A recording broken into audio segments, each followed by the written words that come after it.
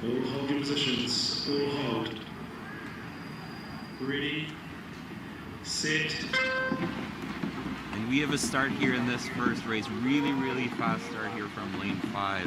Hungary's David Korozanski, but seeing Zaza from Georgia really stretching now and building a little bit of a lead as they're going through, but close race here in the first 100 meters of this first race of the World Championships.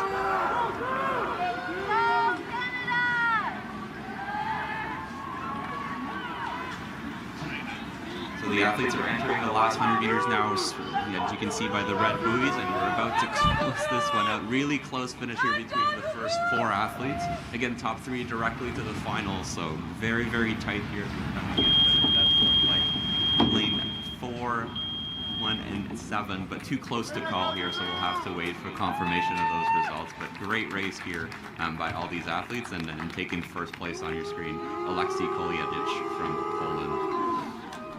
You can feel the excitement here around Lake Vanook. Lots of people cheering, getting really into it already. What an exciting start to the day.